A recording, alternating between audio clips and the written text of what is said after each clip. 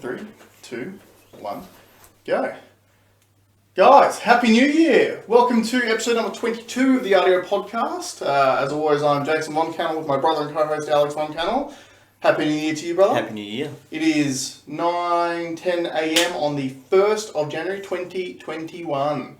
So the naughties have officially turned 21 years old. Now they can drink wherever they want. Yeah, true. Yeah. Except Abu Dhabi, Saudi Arabia. You can't drink at all over there, is that? Correct. Yeah, right. I'm sure there's ways around it, right? Yeah, if you want to get your head chopped off. I've got to admit, I saw something on the way up. Now, for a start, I'm just going to say the traffic today, being New Year's Day, gave me a stiffy. It was the best. It was the best drive I've ever had to Brisbane. Yeah. I think I saw, what's it called? Exaggeration, that's one. I reckon I saw 100 cars on the road on the way up here. That's it. Did you see any RBTs? No. I saw one. Oh, did you? Yeah, on my way in, it was like people coming out of the city were getting stopped. Like they closed a whole dual carriageway. Yeah, okay. And they were pulling everyone over. Yeah, interesting. Oh, well, it makes sense, right? Makes Yeah. perfect sense.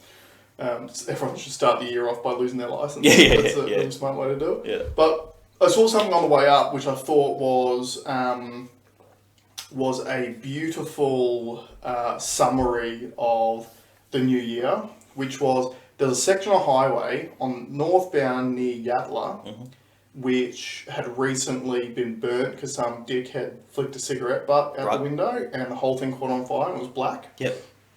And I was driving up this morning and all that scorched black earth has now got new growth coming through it because of all the rain and stuff we've had lately. So there's like beautiful green grass starting to grow through all this scorched black earth, and I reckon that's what 2021 is going to be. Well, I saw this, not to ruin your beautiful sentiment there, but last week Tarish and I drove up Tambury Mountain Road, and that was the same deal. Apparently that had been backburned, and that looks beautiful. Yeah. Like there's like sort of obviously black sort of charcoaly base, and then new, like really, really vibrant green grass coming through, and all that fuel's gone. It looks really good.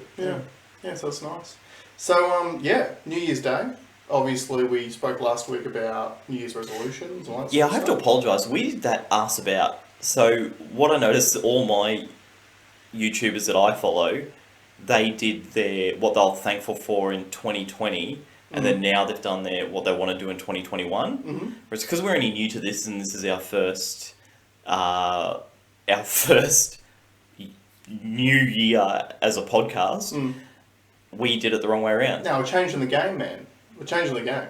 Because I thought we did it the right way. Because a week ago, we told everyone how to prepare for 2021. So we gave them notice.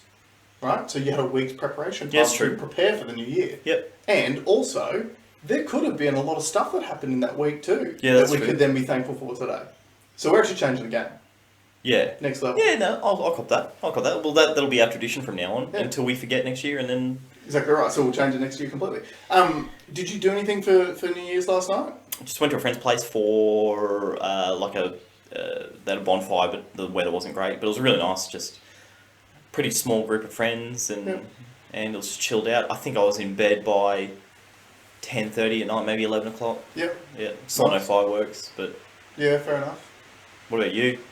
Well, as much as I would have liked to be down at the discotheque driving to Venga Boys with the homies, obviously having the little one, we just had another friend a couple of hours with their kids over in the afternoon, just went for a swim. Had dinner, that was really, really nice. Nice for the kids to have a play together. And then, they went home, and I think I was in bed at about 10:30 or 11 o'clock. I actually got woken up by the fireworks at 12 o'clock, because I think Movie World must have them on. Right. So I got woken up by the fireworks. So apparently they had fireworks in the city, but I... Couldn't see them? I couldn't see them. Usually I can hear them because I'm pretty close to the river. But I was probably asleep. Yeah. I sleep well. Yeah. I'm a good sleeper. Yeah, fair enough. Yeah. Professional sleeper. Notice we've got a lot of vibrant colours. A lot of colour. Today. This is my Christmas present. because I'm the king of shit. It says the king of shit on it. Yeah. Mine, I kind of think represents, party time. Party time. It is party time. Yeah, well, it is definitely party time of the year, isn't it? Yeah, yeah. Now, I want to talk about some of the things that have happened. Yes. In the last week. Bitcoin hit a new all-time high. Mm-hmm. And I still feel like the media isn't talking about it. Yeah, I'll agree with that. Because I don't normally watch the news that much, but I've literally flicked it on just to try to see if they're talking about it, and they're not really yet. Yeah. It's, I think, total Bitcoin market capitalization went over 500 billion. Jeez. Something which makes it one of the, it overtook gold as a total asset class, the value of it. Okay. Still no one's talking about it. Yeah. Now, I was thinking, because I did have Sunrise on this morning, and they did this whole thing about home loans, and they do things about credit cards. Do you think it's banking money behind it, saying, hey, we're not going to do a repeat of 2017, we're not going to be talking about that stuff anymore? Oh, 100%, because they don't want people to move away from it. Yeah. Absolutely. I'm wondering if that is a thing. Okay, so this will be a tester. When you watch those shows, watch the ads. So if there are a lot of banking ads on and stuff. Well, there always is. It's always so. Sunrise I always find is banking and insurance. Yeah. Ads, life insurance, especially, which I don't like. Yeah, true. I don't like seeing. Yeah. So yeah, it got to it's nudged. I think there was one spike where it nudged 39,000 Australian dollars. Right. But it's hovering around that 36.5, 37 mark. Mm-hmm. So a lot of sideways movement, which I'm not used to, from the previous cycle. But it's definitely going the right way. Now, on a downside of crypto, and I noticed a couple of people had commented in previous posts of ours about XRP or Ripple. Yeah. Now, just from this because I spoke to you the get-go. Just quick background, XRP was a cryptocurrency that was built by a banking, like a bank, and it was supposed to help process bank payments. Right. I know people back when I first got into it, they were all over it. It's the third largest cryptocurrency by market cap, out of 3,000 different ones. From the very get-go, as soon as I knew that it was done by banks, I'm out. Yeah. I'm not touching it. The whole reason why Bitcoin came to be is because of banking oversight and government oversight. Yeah. So from a fundamental point of view, I've never touched it. Now it turns out they're going to court, I think it's in the end of January, because it looks like they've broken the rules. Right. So the SEC in America, the Security Exchange Commission, is taking them to court because basically most other cryptocurrencies, you have to perform some form of work to get rewarded in a crypto, i.e. you have to set up a mining rig to process transactions, and in return you will get some of that currency. Yep. XRP just went, here's some currency, buy it. Yeah, so And- just printed their own currency, Yes. so to speak. Which is, you're allowed to do that, but it's called a security. It's like what a company does when they are releasing shares to the market. Yeah. So if it's a share, if it's a security, it needs to go through certain security, like SEC rules and regulations. They never did any of that. So it looks like $1.9 billion worth of crypto is at stake here. And in very typical banking fashion, the investors are the ones that gets hurt. Yeah. I think $500 million worth of valuation has been lost in that time. And sure, traders, you trade at your own will. Yeah. And there's a risk to everything, but the people on the ground are getting hurt by it. Yeah, but the thing is, you also would you would hope to be able to trust a bank to be able to do something that you're investing in that's non-fraudulent. Exactly not. And see, that's what you just said is the perfect example of what we are led to believe. You assume that a bank has got your best interests at heart. Oh, they definitely And they do not. Yeah. The whole idea of Bitcoin is that it is trustless. It is irrefutable. It is permanent. It is Yeah. recorded on the blockchain, which makes it inherently safe. Mhm. That part is safe. Safe of manipulation, safe of regulations. No external factors can really affect. Yeah, and it removes the necessity to have an institution like a bank sitting there that we pay massive dollars to just to keep our money safe. Yeah. So yeah, like, and that's because obviously when you first started mentioning this stuff to me about XRP and like all these people getting on it, I was like, this is such a perfect example of short-sightedness and greed by human beings. Yeah. Where the whole reason why anyone got into the cryptocurrency space in the beginning was to get away from the traditional banking model where they own everything and they're the some of the most profitable businesses in every country that they're in. Mm-hmm. And yet we were like, oh, but if we can make money out of it, let's just support them. Like, it's So vote with your feet. You got to vote with your feet with this stuff, especially at the beginning. Now look, we're fortunate in that. It's funny because I feel like the bank who's created XRP is guilty of so many people out there who have delved into the cryptocurrency space where they kind of just go, oh, well, it's this new thing, so therefore it's not covered under normal laws. Yeah. And they just dive straight into it without actually doing the proper research. But surely they know. Well, you'd think so. And like you said, like realistically, it's their investors that suffer because they just create a fake new currency and they put it out there and go, quick, buy into this thing. It's all the investors that are actually buying their money, like sending their money in to buy this fraudulent cryptocurrency. Yeah.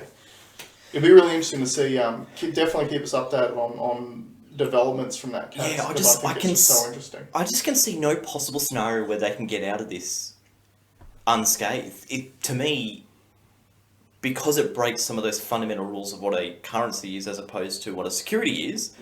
It's a security. In my view, it's a security, and we'll see. I think it's the 24th or 25th of January. Yep. The court case is, but I will keep you updated. So, but in terms of all the other ones, like I've got positions in maybe like the top 5, the top 5 cryptos, and it's doing really well. I'm enjoying this cycle a lot.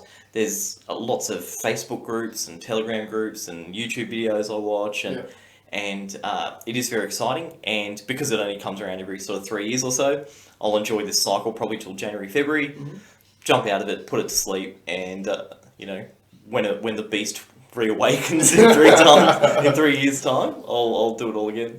If I could be bothered, I'd be so tempted just to cut in the clips from a month or two ago when you kept telling people not to buy Bitcoin. Oh, and I'm glad I did. Yeah. I'm glad I did. But don't listen to me. A friend of mine rang me the other day and he goes, he works at a Bentley dealership. Right. And he's like, a guy came in and he said he can buy a Bentley with the profits from Bitcoin over the last 2 months, and now he wants to get on it. And I'm just like, this is how you do it, but don't do it. But at the same time, don't listen to me. Yeah. Because I don't know.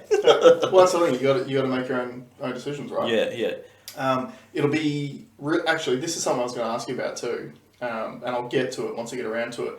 But one of the things that I think is very interesting happening in the marketplace at the moment is the war between Apple and Facebook. Oh, yeah. And obviously Facebook's share price is through the roof. It'll be really interesting to see where that shifts when all of Apple's new iOS systems come through. So just to fill in the gaps, so there is basically a privacy case going out at the moment. So Apple is probably more secure than just about any other of the telco companies out there. Yeah. And I want to say it's for nice reasons, but really it's just so they can keep it and they do what they want with it, as opposed to giving access to apps or selling marketing. Yeah. Now, Facebook's whole business model is on market. That's right. Selling advertising. That is 100% of its business model.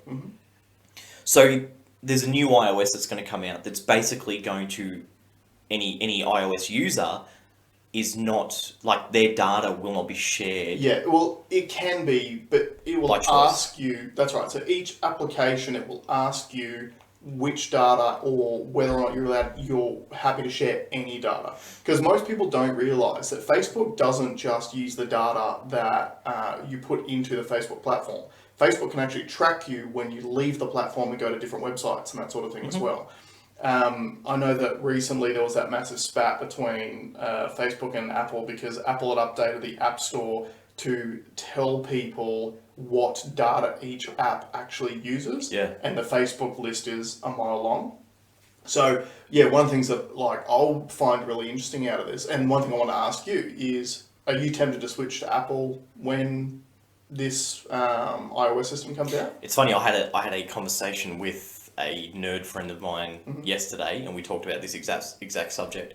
I would like to enter the Apple ecosystem, except for the fact that they're still not doing it for the good of the users.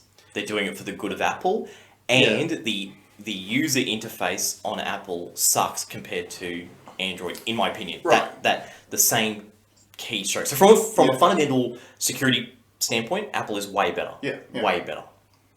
What I'm actually going to do, and I tried to do, and I stuffed it up, and I got to wait a couple of days to try again. I'm going to try and convert one of my old phones to a Linux operating system. So you're basically de-Googlefying or de-Androiding a device. Now, the main reason why I want to do it is not for security, because I use a lot of cloud services and I understand what data of mine is being harvested, and my business is on Facebook as well, so I'm not doing it for those reasons. What I am doing it is because I'm using like a 3-generation old device, which is too slow on Android now. Right. But apparently Linux is such a lightweight thing, I could basically revive this phone. And if I can get that down pat, I'd like to do it with some other devices so that we can keep using. Yeah. Like, I'm doing it on a Samsung Galaxy S8, which is, I think it's 5 years old or 6 years old. Unusable now. Right. Unusable. It's too slow. Yeah. Now, our parents could probably use it because they got that kind of time. I ain't got that kind of time. So I'm going to try and do it, like, experiment with Linux. But Linux has got a lot of the Linux, like, operating systems have really strict permissions because it's all open source. Right. It's no advertising. It's built, most of the programs are free, and if you want to donate, you donate because there's these communities building it. Yep. So it's an interesting ecosystem which I want to have a look into. So I'll keep you updated with that too, or show what it's like. But apparently it's super fast. Yeah. So to answer your question, no, I won't jump onto Apple because of that, because there are other alternatives that are doing it for the right reasons. So this is where this is my next question that leads off from that, because I can't remember who I was talking to recently, but I had a very, very similar scenario where, so you've said you agree with what Apple is doing, but you don't feel that they're doing it for the good of their customers, they're doing it for the good of Apple. Sorry, Yeah. no, they are looking after their customers, for sure, because it makes it a far more fluid experience for the user, which is what Apple's whole mantra is. Yeah. And I respect that. Yeah. But they're not necessarily being altruistic in it. It's not like they're not really doing it to protect you. They're trying to do it because they want to make their devices better, slicker, and smoother, so they can sell you more, and they can bring you into that Apple ecosystem, which is now bigger than it's ever been. Now that's got streaming services. And in fairness to them, like that is the key difference between, obviously, like I was saying, Facebook's business model and Apple's business model is Facebook is all around advertising and using your data to give you targeted ads, which they can then sell to advertisers for more money because they get a better result out of it. Apple's business model is about getting people to buy their products. Products and services, yeah. That's right. And obviously people wouldn't buy their products if they didn't see the value in their products. For sure. So they actually produce something that they give to the people for the money. Yes. Right? Yes. And yeah, so I had this debate the other day, and it was like, I think some people get a twisted view on like profit being a dirty word.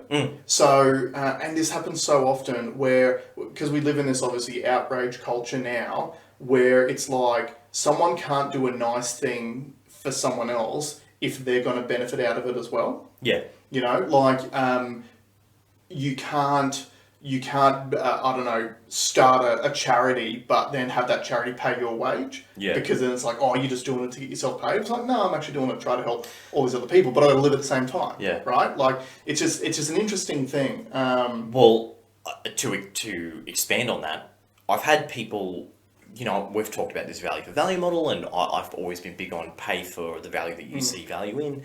and we've had discussions on the air and off the air about this type of thing. And I've had people accuse me of being anti-capitalist when I say that I don't necessarily think these massive companies should profit from it, when I think that you could give some direct value to someone that you value. Yeah. So the beauty of that Linux thing that I was saying, Linux is like an open source community. So anyone's got access to the code. If anyone wants to build something, they can build it. Now, if you see benefit in it, you give some money. And I'll give you an example. Being on the internet, it's global. Yeah. So one individual could build an iOS system that works for them and that they think is sexy. They could put on there, and they might get 2 million people that downloaded it. Well, if 1% or 2% gave money, which is a very low sum, that person's made more money than they would have made if they were working for one of the big companies creating that stuff. Yeah. So in a way, I'm not being anti-capitalist. I'm being pro-individual capitalist. So make your money for you. Yeah. Not make money for a company. Yeah. So that's why I don't mind these massive companies getting sort of broken up at the moment, because they are stifling innovation. Yeah, like there's a difference between in a capitalist society there are supposed to be laws against monopolies. These companies are monopolies. That's apparently where Facebook's going to come unstuck, because it's not illegal for them to. So there's a court case going on where I think the European government's trying to get Facebook to sell WhatsApp and Instagram because it's created a monopoly. And I listened to a podcast about this case, and they did the right thing. They went and asked the governing bodies in advance if the deal was okay. Everyone said yes, it's sweet. It wasn't till after someone's gone in and reinvestigated it, and there's basically one email that could get them unstuck. Right. It's not illegal for you to buy your opposition. Right. It's not illegal to buy complementary companies. But there's an email that was sent from Mark Zuckerberg that basically said, if we take over Instagram, then no one will have the user base that we will. There will be no competition. Right. And that breaks the anti-competition laws. So they may be. Who did he send the email to? Just an internal. It was an internal thing. But yeah, so I don't agree with. Sorry, another thing that they did wrong was when they bought WhatsApp. The deal was you can have WhatsApp, and I think they paid $18 billion for it. But you're not allowed to use that customer data for your Facebook marketing. They waited 2 months and just did it anyway. Yeah. Okay, so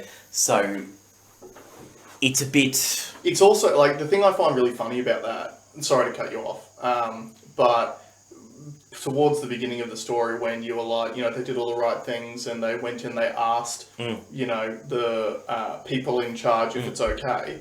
These people have no idea what they're talking about in the online space. That's the biggest problem. Yeah. That's the biggest problem. You've got people in their 50s and 60s who've never used the internet more than having emails on a government server, that are making decisions about the world's internet usage, and they've got no idea what they're talking about. It's a real problem. It's massive. It's a real problem, and unfortunately, these massive organisations are taking advantage of it. Yeah. Because it's. And it'd be crazy not to. You see an opportunity as a business. Be opportunistic if something comes up. That's right. You're going to exploit it. You're going to pay all the best lawyers in the world, the top most amount of money, and you're going to bend the will of governments to work towards you. That's normal. That's a normal thing to happen. Yeah, like the most recent example. Can you open that door? Yeah, sure.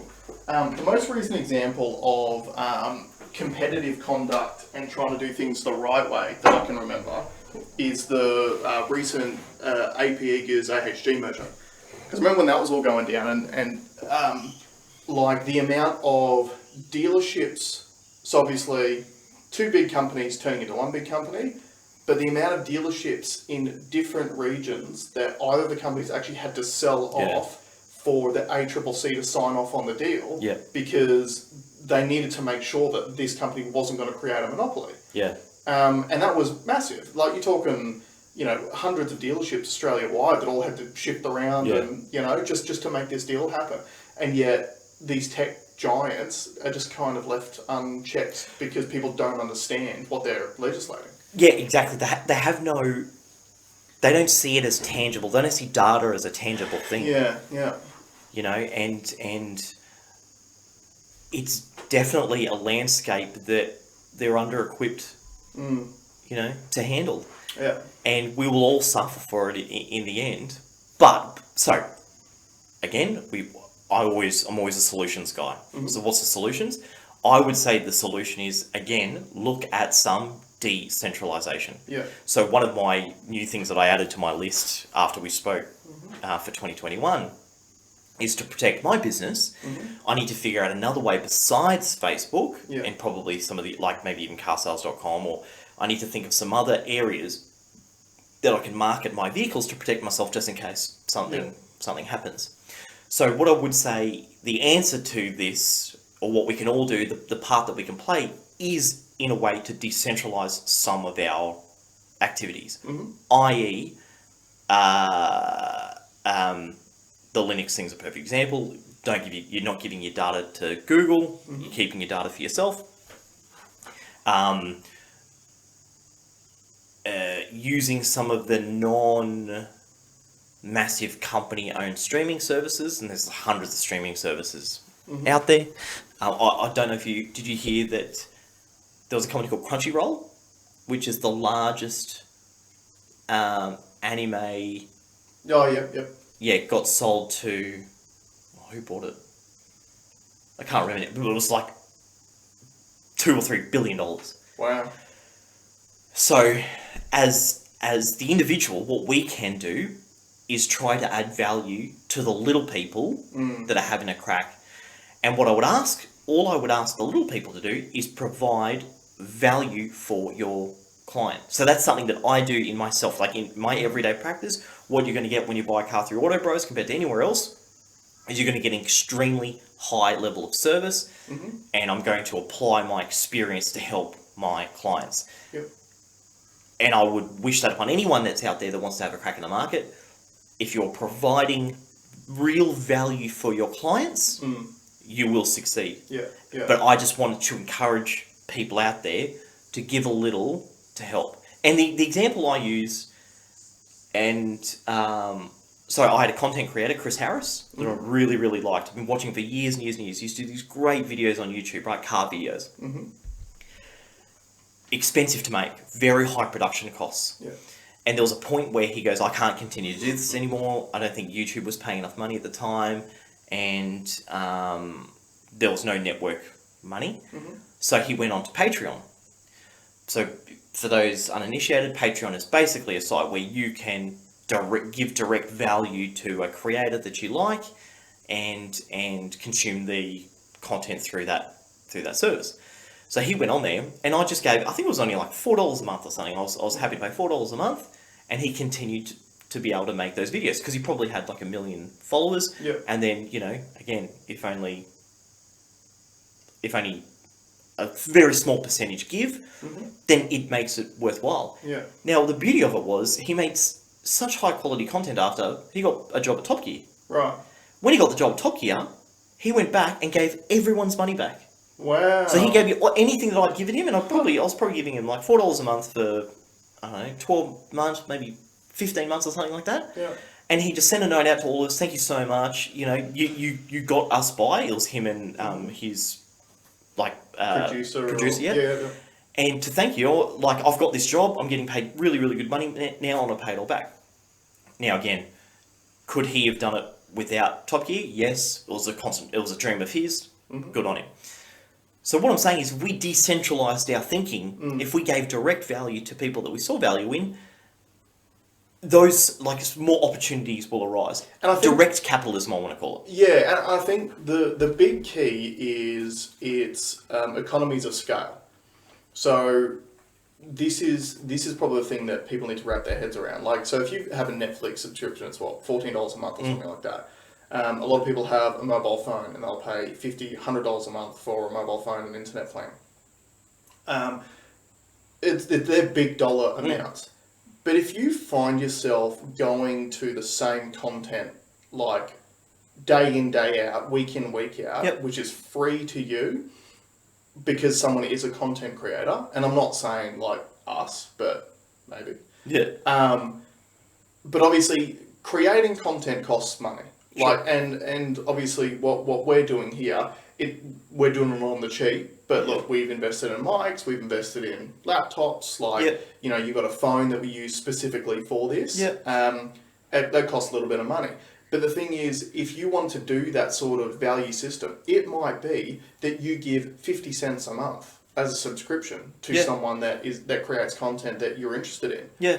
But again, if their following builds up because the content is such good quality that it resonates with people, if you have 1 million followers and out of all those people, 20,000 of them give 50 cents a month, that becomes a decent livable wage that person can live off, right? Yeah.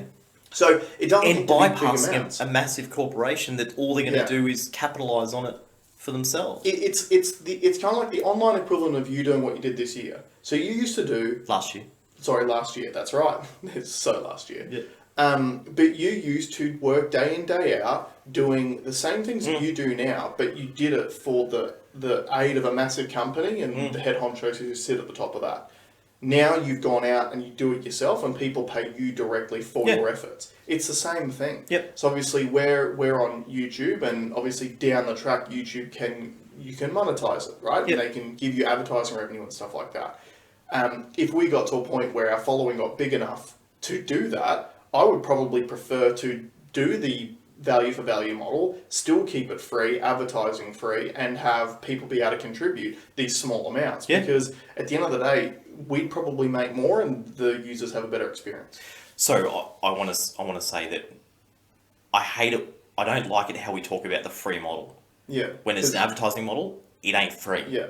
Yeah. And that's what people need to understand. Although Facebook does not tap your credit card, think about how much useless shit you've bought or how much time you've consumed viewing ads. Think about now, when you watch network TV, how frustrated you get when the ads come on. But you're doing it on social media. Yeah. So a lot of people that went from network TV to cable TV, that was a massive benefit. You're not getting those ads. Well, that's the same on the internet. Yeah. What drives me mental too is what we spoke about a while ago, is the drip feeding thing.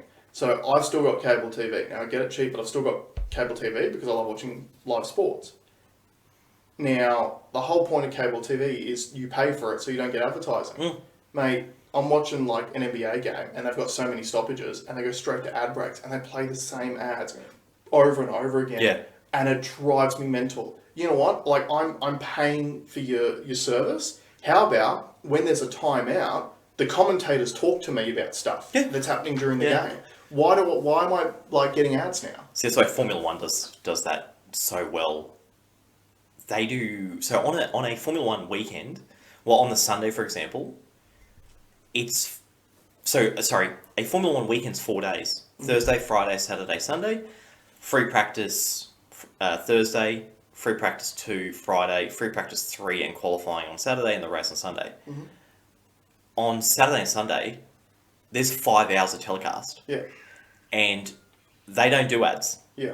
Because it's a paid for service, and they'll have multiple different commentators in multiple different areas covering multiple different things. And when they have run out of content, they'll flick back to the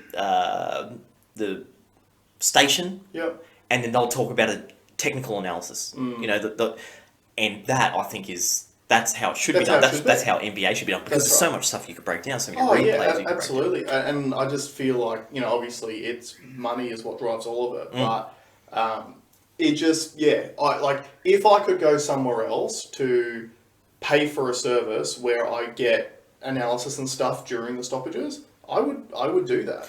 I have a crazy idea. So I have not developed this idea at all. But I'm a motorsport fan, and I understand it's a very expensive sport to get into. And the biggest problem with it is that there's no advertising revenue for developing series because they're not on TV. Yeah. So what if you started I thought of a 1 meg race series, an entry level 1 meg race series. Kia Sorado race series? Could be. Not at the prices they are at the moment, but when the price normalised. But each car is mandated to have cameras front, rear, inside, outside, and everything's filmed all the time. Yeah. And then that's broadcast on the internet, and all you need is you might not even need a producer, because the user could then access whatever they want. Which driver's camera they're watching. And yeah.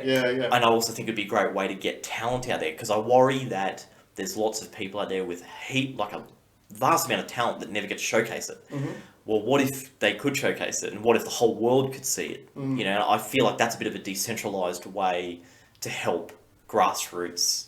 Now it'll take a massive amount of initial investment to build that infrastructure, set up a series, and blah blah blah. But I think there's some merit in something like that, and where you're not selling the rights to someone, you're just opening it up and let that direct value for value model sort of take flight. So yeah, there are things that we can do, and in 2021, I think we should be more aware. Oh, sorry, what did you want to say? Sorry, one point before you move on. This is a question. If you give so let's say that, like Wikipedia, for example, every time you jump on Wikipedia, they're asking for money. And please do give money. I just gave some a couple of weeks ago. Is that tax deductible as a donation? I think... Ooh, you'll have to check. I think that is, but not a direct content... So I think a paid subscription is not. Yeah, but if you're a donation donating to a service, surely that'd be tax deductible, right? Might be. As long as it's a not-for-profit, I think. See, like if you donate to us, it's not tax deductible. It's for profit. Yeah. But if you donated to Wikipedia, which is a not-for-profit, then probably. Should be tax deductible. Probably, yeah. So consider that as well. So the other thing I wanted to say too is, when we're talking about these subscriptions and things, I'm surprised how few people have YouTube subscriptions. You don't pay for YouTube, do you? So I'm considering it though, because my YouTube consumption has gone up considerably in the last month. Well, this is what I want to say. If you broke down the numbers, you have a Netflix subscription. Yep. Okay.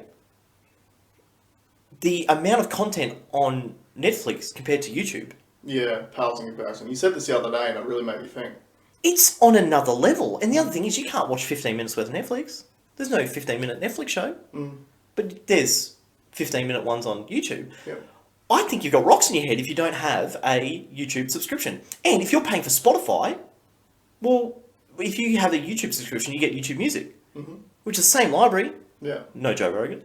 Same library. 20-minute clips of Rogan. So you're getting 2 for 1. Now, the other benefits of the YouTube Premium is that when you could have watched our podcast in your car because you have it streaming through and you can turn the screen off. Yeah. Whereas if you're an unpaid member, when you turn the screen off, it blanks out. But I think my YouTube subscription is a little cheaper than my Netflix one. Yeah. Unlimited music, no ads in YouTube. It's a beautiful thing, and I just think from a value point of view, you can't beat that. You can't beat that. Yeah, interesting. Yeah, it's definitely something that's... And I've contradicted myself too, because I said take it away from the big companies and put it into the biggest. But from a value proposition, there is more value there, and in a way, you're helping smaller communities out by investing in grassroots, like the RDO Podcast. You know, we're as small as it gets, but you'd help our viewership. Yeah. As opposed to helping a blockbuster Hollywood movie. Yeah, look, it's interesting things to consider. And again, I think this just ties into everything that we've been talking about, which is, like, it's not all just about moving away from big institutions. It's about changing our institutionalized thinking. Because we've been indoctrinated into this stuff since we were kids. The Dolomites program in primary schools. Like, I don't know if any of you guys out there remember it or even think about it, but I can still remember when I was in primary school, and I'm pretty sure they still do this in certain schools now. When I was in primary school, they had the Dolomites program, which was something set up by Commonwealth Bank to go into primary schools and to teach kids about saving. Now, banking, that's right. Now, the whole point of it at the beginning, like the way that it looked, and again, this probably comes down to the, making it look like you're doing something to benefit your customers and yet you're doing it to benefit yourself. The whole point of this program for the bank was to have the kids leaving school with a Commonwealth bank account set up so that they stay in the Commonwealth banking system forever. That's the whole point.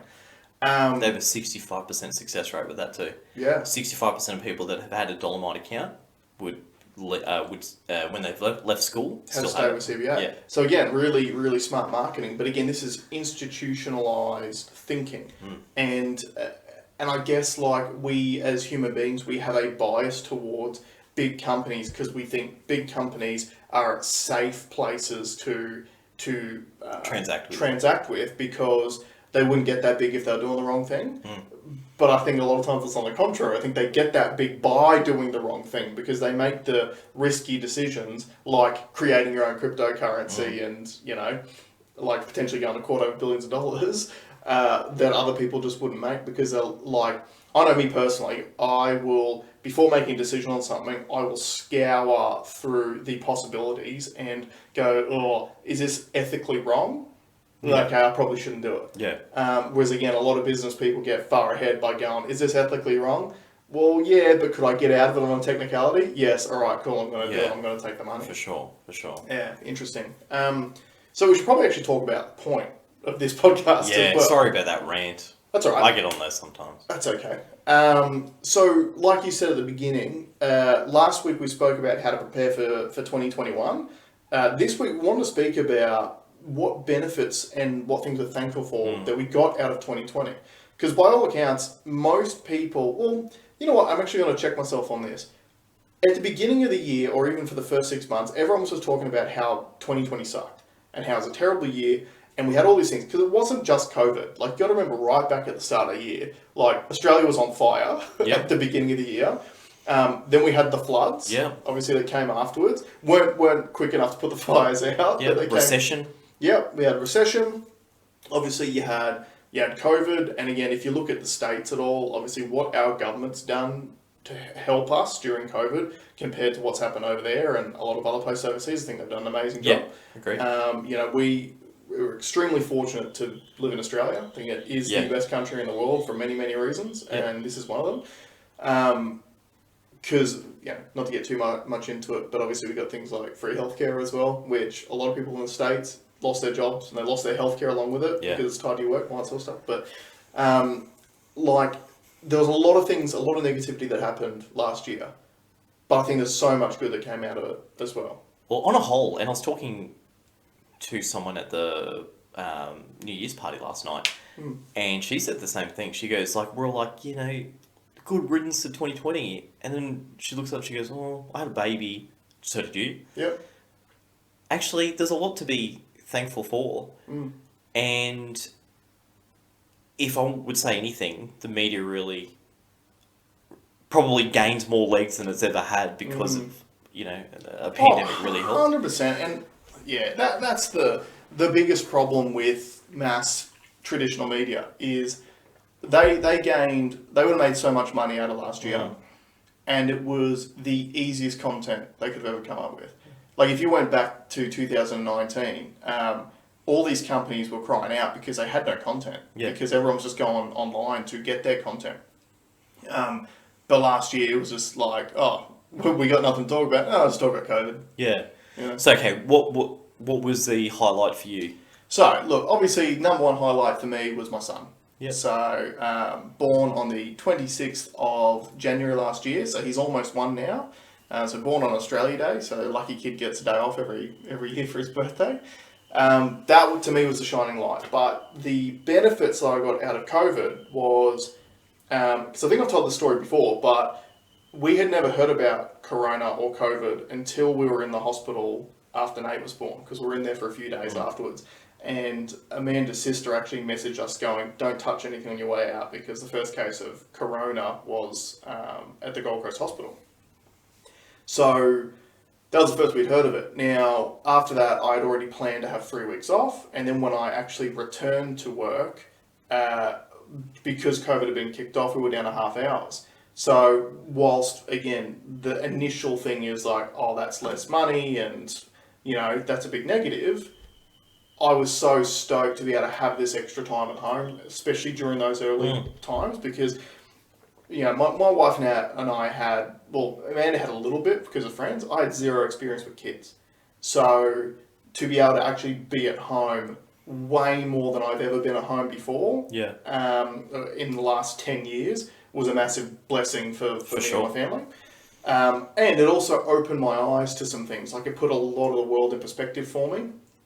And I think it really helped me make the decision to leave employment when I did. Which, again, I think has been a massive boon for our family as well. So yeah, that would be my main thing, is obviously my son, but a massive shot of perspective on the world, which I gained last year. So I'm the same. I had the same, basically in the same boat, minus the kid. Well, you created your baby. And Auto Bros. We'll never look back.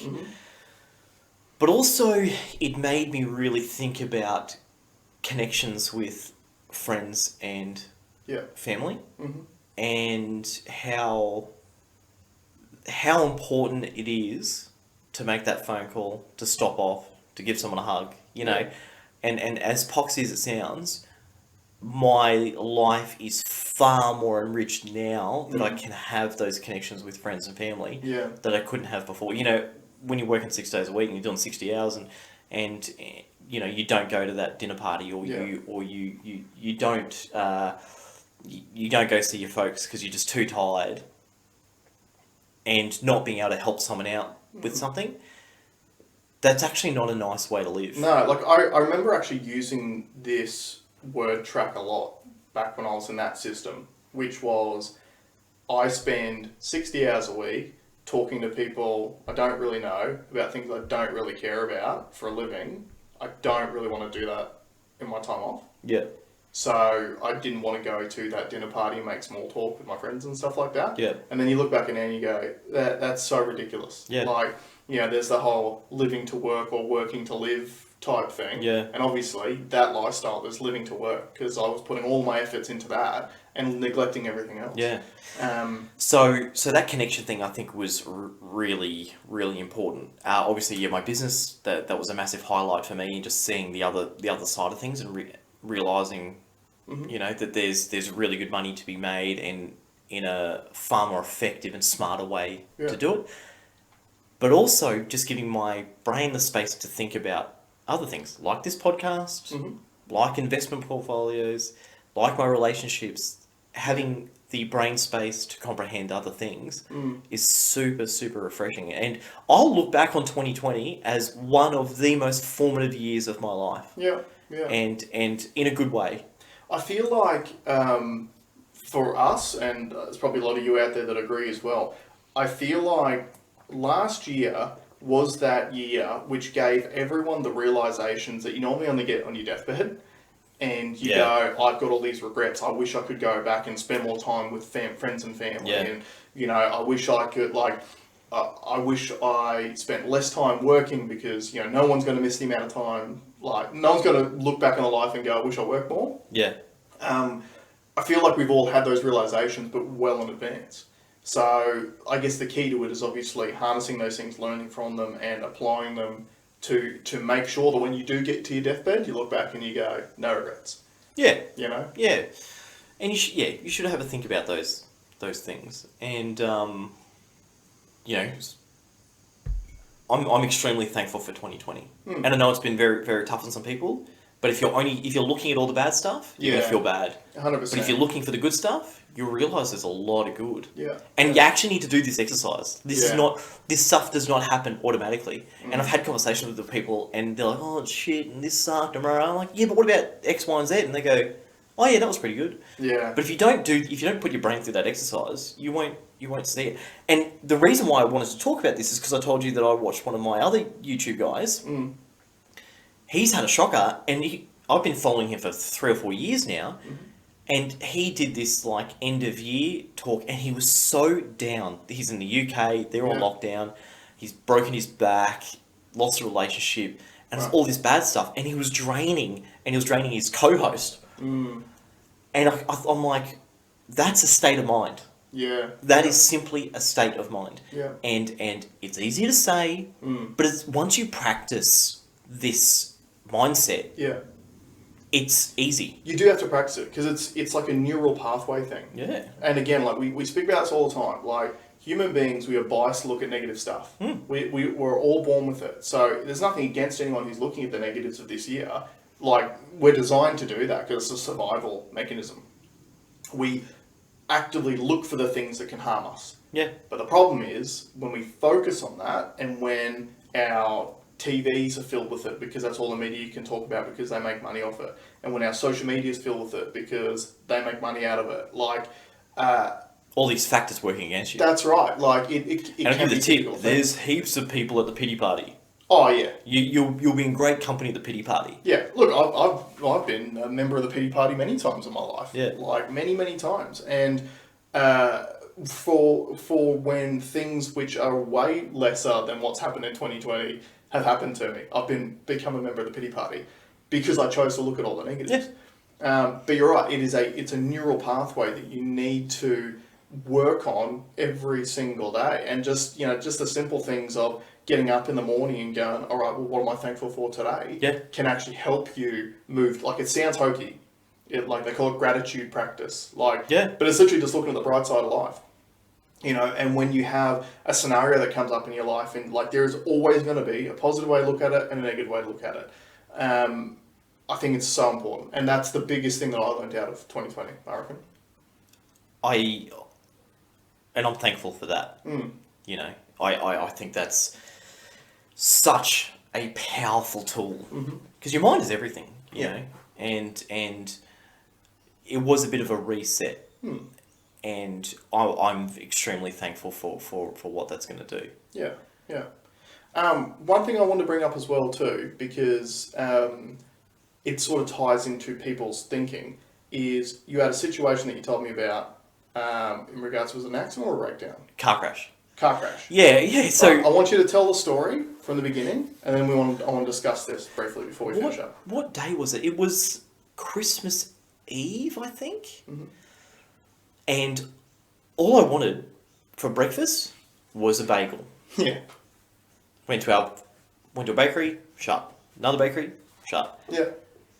Google search, there's a bagel place in West End. I'm like, okay, we're going to the bagel place. I want a bagel. So Tasha and I are driving through to Wong, and I'm one car behind, like there's red light, and I'm one car behind the car at the line. And I'm like, why is nobody moving? And I realised there's a car crash that's just happened in front. I didn't see the car crash, I didn't hear it, I've just driven up on it. Yeah. And I'm looking around, and I'm like, where are the people? Are they still in the car? Have they gone? I'm like, how come no one's there? No one's, like, it's empty, but this looks fresh. I can hear a horn going off. I can see smoke coming out. I'm like, I'm getting out. So I chucked the car and parked, just left the car where it was, put the hazard lights on, Tasha stayed in the car. I got out, walked up, the people were still inside the car. Yeah. So got them out. One guy, there was a guy and a young girl. And the guy was shaken, but he was okay. I checked in. Are you alright? Is your neck okay? He was on the phone. I think he was calling the police or something. Like, has anyone called an ambulance? Two girls, like a mother and daughter, had come over. There's people everywhere, but no one's actually come to help these people. So the two girls, I said, do you check if she's okay? So the two girls go and check if she's okay. I open the bonnet of the one of the cars that's got the horn going off. I rip the battery terminal off. I turn the other cars off because they're leaking fluid everywhere, right? And they'd left the ignitions on, so I left that off. Anyway, still, I'm like, has anyone called an ambulance? Yeah. No one. One of the ladies came to help. She did. Okay, so that's covered. And then I'm feeling, okay, let's move to a shady spot off the road because we're still in the middle of this intersection. Right. So let's move over. There are cars literally inching their way through the rubble, right? Whilst this accident had just happened. Yeah. And like almost running us over. So oblivious to what's happened. So it moved us over to a shady spot. the young girl is not talking. Right. She's okay, but she's not talking. Obviously rattled. Yeah. I think she was at fault. I think she'd run a red light. Right. And turned and crashed. Okay. Yeah. Right. But they're just cars. Everyone makes a mistake. Mm-hmm. You know, everyone was okay. Now, my car is still parked in the middle of the intersection with the hazard lights on. The fireys come first. Like, it's probably 5 minutes and they're here and they're laying down all this stuff. So Tasha's now jumped into the driver's seat of the car and goes, fiery comes up and says, "Are you okay?" And she goes, yeah, but my partner's out there helping. And she goes, "Do you want me to move?" And he goes, no, stay there. That actually helps because it kind of parted the traffic. Still people honking, like what, you know.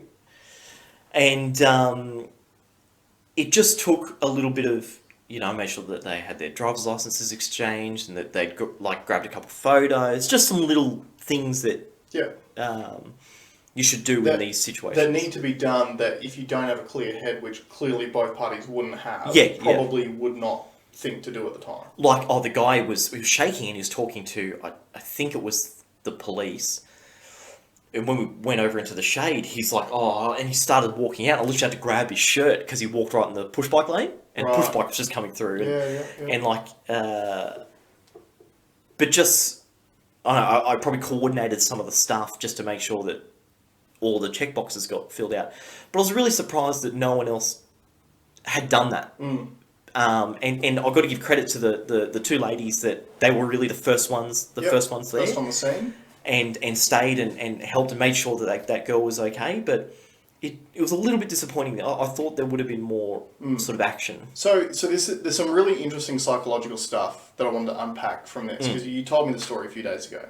And the first thing is, like, your surprise at the inaction of people is actually kind of not founded, because it's a psychological phenomenon which I did have to look up. Now, they call it the bystander effect. And essentially what it shows is that when there's a crisis or when there's an emergency or something that needs to happen, the more people that are present at that emergency, the less likely us as human beings are to do anything. Right. Because there's a thing they call the diffusion of responsibility. So what that means is, if say you're on the scene, or let's say that you didn't show up on the scene, but someone else did, it was in the middle of the night, 2 car accident, there's only 1 car there. That person in that car is far more likely to do something because they can't see anyone else around that can help. The onus is on. The onus they is know on that you. the onus. That's right. Yeah. Whereas when you've got stacks of people around and all these cars trying to drive around and people on the side of the road, every single person goes, I'm sure one of these other people is going to help, so I don't need to. Well, I had that experience because I'm like, and I'm sort of talking at the people looking. There's people everywhere. It's right in the middle of the city. Yeah. There's people everywhere. And I'm like, who's called the police? Have you called the police? And because someone had their phone, and like, no, like, I think talking to their mum or something. And then one of the girls says, I will. And then I checked in a bit, like, have you spoken to the police? Yeah, I'm on the phone now. Like, it's interesting. I'd never thought of that because there's people everywhere, and so everyone's kind of brushed any responsibility off onto someone. And it happens all the time. And it, like, you see this stuff with, I don't know, people who get mugged in the street when there's stacks of people around and everyone just stands around, does nothing. You know, you see it with, like, I don't know, people who get injured on a sporting field or whatever it is. Like, as human beings, we just think, if there's other people around, I'm sure one of those people is more qualified than me, therefore they're going to do something about it. So one of the things I wanted to say is, if you see a crisis, be that person. Yeah. Because I wanted to give you big ups for doing what you did. Because I would say 95% of people wouldn't have stopped their car in the middle of the intersection and gotten out to go and help someone else. Yeah. And I reckon that's real numbers. So, number one, mad props for actually doing it and actually doing something. Yeah. Because, I mean, you would have seen, like you said, people were literally driving through the rubble or beeping the horn at you because you're in the way. You'll inconvenience them their day by 5 seconds. I wasn't getting a bagel. I was inconvenienced. I was bagel. Did you end up ever getting the bagel? I got 3 bagels. Nice. And they were delicious. Did you tell your hero story to get a free bagel? No, because the line was too long. I was so hungry. But look, that's number one. So mad props for actually doing what you did. Number two, the lesson out of this for people is if you see something, do something. Yeah. And I don't mean like, say you see someone getting mugged in the street, go and get involved. Call the police. Yeah. Right? Go through the right channels. I had a similar experience about a year ago, maybe a little bit longer, about 18 months ago, when I was driving northbound up the highway and there was a fire that was in the median street. Yeah. And again, it would have been someone flicking a cigarette butt, because you see it all the time. It's really bad. If you're a smoker, just keep your butts in the car. It's really bad. Anyway, so flick a cigarette butt and there's a fire in the middle. And it was pretty well established at this point. So I've called the fire brigade.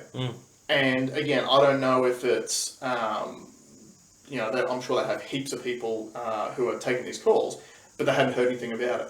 Wow. So it's like, you're on the M1, you're literally talking tens of thousands of cars would have driven past this thing, and I'm sure that other people called, but maybe they didn't. Like, maybe I was the only person who actually made a phone call. Yeah. You know? So do something. Do something. Yeah. Because Act. you doing something, it might inconvenience you for half a day, but it might mean the world to someone else who is in need. Or could save someone. Yeah. And what was really surprising to me in this accident is those people hadn't even got out of the cars yet. Yeah. Like, they were still in the cars, so they could have been in some real... Now, luckily, it looked like a relatively low-speed accident. Yeah.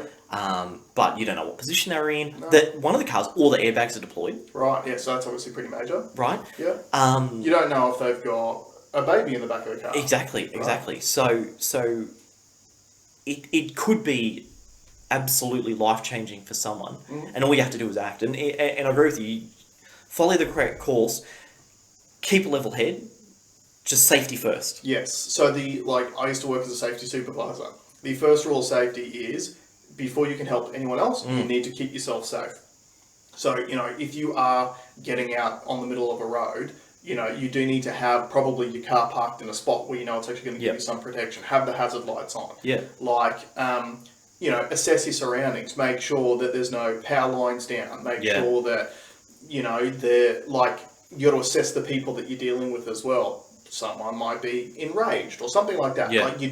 You need to be careful. But again, we're not saying you need to actually physically get out of the car and go and do something. You might sit in your car with the windows locked and call the police or call an ambulance or call a fire brigade and go, hey, there's been an accident. Yeah. That can be you doing something. Yeah. But the key is do something. Yeah. Because I guarantee you, if you do something, then 95% of the other people haven't done anything, because you're that 5% that's actually gone and done something. What's that biasy called? So it's called the bystander effect. The bystander effect. But it stems from a diffusion of responsibility. Interesting. So in other words, if you look around and there's more people around, chances are no one else is going to do something about it. Because it's a psychological phenomenon that human beings do. Interesting. Because we just think someone else is going to do it. And it makes sense. You see someone else, I thought there was people on their phones looking at it, and I assumed that they were... Yeah, no. And unfortunately, in the day and age that we live, most of them are probably filming it and put up on their social media for likes. Yeah. Yeah, interesting. So yeah, that's definitely something that we want to do. Help someone else out. Just do something. Do something. Be safe, but do something. Yeah. So I didn't want to speak about that. Yeah, appreciate it. Cool. That's good. All right, guys. So 2021, obviously we spoke about goals and stuff last week, so make sure you're actually doing what you said you were going to do. We will keep you accountable. You can keep us accountable as well.